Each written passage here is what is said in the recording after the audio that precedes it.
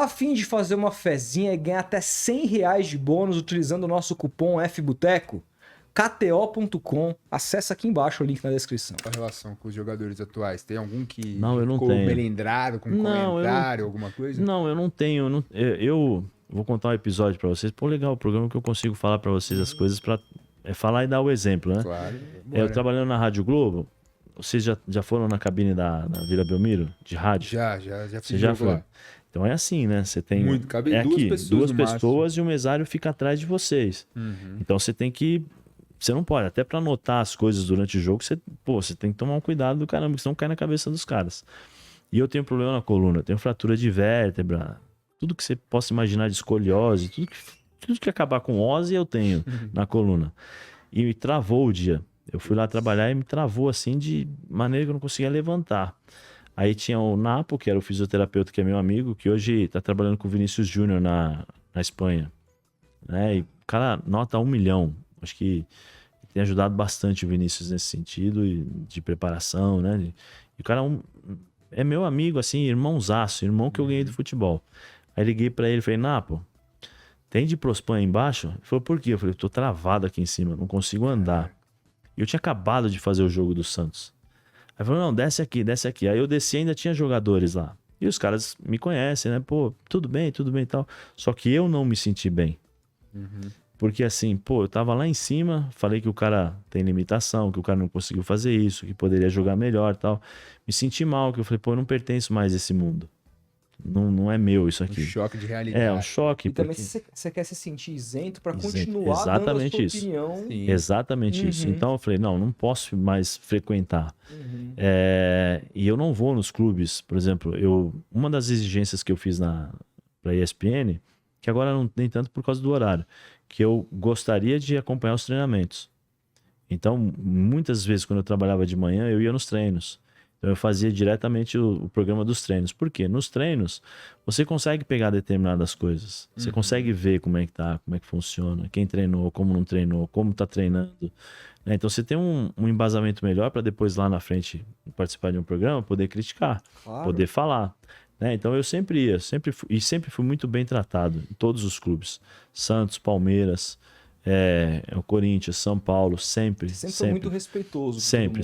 Eu sempre respeitei todo mundo. Então, sempre fui muito bem tratado. Então, você começa a... Aí eu falei, não pertenço mais a esse mundo. Então, eu evito muitas vezes, por exemplo, jogador e tal. Tem um jogador, de novo, não vou falar porque é em respeito, né? É questão ética. Tava lá, pô, moleque, a gente batia na cabeça dele, porque ele tava fazendo fisioterapia com a gente lá. Não vou falar o time que vocês vão saber rapidinho, então não vou falar. Pô, tá maluco? Batia na cabeça dele, assim, mas de tapa, a gente brincando com o menino e tal. Pô, ele foi profissional, jogou, mudou de clube e tal, mas era um sono danado, sono. E eu falo, pô, o problema é que desaparece do jogo, não, né? É um gênio, mas desaparece, joga 5 minutos e tal. Aí eu tô lá, vira a cara pra mim, passa do meu lado, assim, vira a cara. Todo mundo te cumprimentou. Todo mundo me cumprimentou. Inclusive um que foi monstro sagrado na Europa, o caramba tal. E aí, Zé, como é que você tá? Tal. Não, beleza, tal. Aí ele veio. Tá me cornetando aí, né? Esse rapaz que virou a cara pra mim. Eu falei, pô, não tô te cornetando. Tô falando o que eu penso. Se você jogar bem, eu vou falar bem. Não tem nenhum problema pra mim. Agora, você precisa entender. Aí, beleza. Aí eu tô saindo assim do estacionamento, só tem a passagem do cara. Ele tava vidro aberto, ele viu que eu cheguei e virou, levantou o vidro. Achou que eu não tivesse visto, entendeu? Caralho. Aí eu falei, mas tranquilo. Eu falei, eu não pertenço mais a esse mundo também, não vou ficar puxando o saco de jogador. Bater na porta, pelo amor de Deus, não. Se o cara tem um mínimo de inteligência, ele vai saber e vai até perceber que os meus comentários são inerentes à pessoa, são àquilo que ele tá jogando. Você acha que a classe dos ex-jogadores, como um todo, ela não pensa um pouco diferente? Pelo menos assim, por alto. Sim. Há exceções. Eu gosto muito de alguns ex-jogadores da Galera nova tá geração. quem que tá é mandando, aqui. que tá mandando... Não vai vou falar. Não posso falar. Não posso falar. Peço desculpas, mas não posso. Mas então, eu vejo muito, assim, eu gosto muito de alguns caras que estão aí. O próprio Ricardinho, que você falou que jogou, eu acho um excelente comentarista. O Pedrinho. O Richard está me surpreendendo muito positivamente. Bom comentarista. Muito bom comentarista. Agora, o que eu vejo, o que eu sinto assim, de vários, assim, é que há por eles terem sido jogadores, e eu acho que de fato tem que haver uma preocupação na crítica para não passar do limite, que Sim. você já disse também ter, mas eu sinto que eles não largaram muito esse universo da boleiragem. Sim. E aí, até para também, hoje tem vários programas assim, com essa temática. A Globo tem um programa com esse nome. É, exatamente, agora.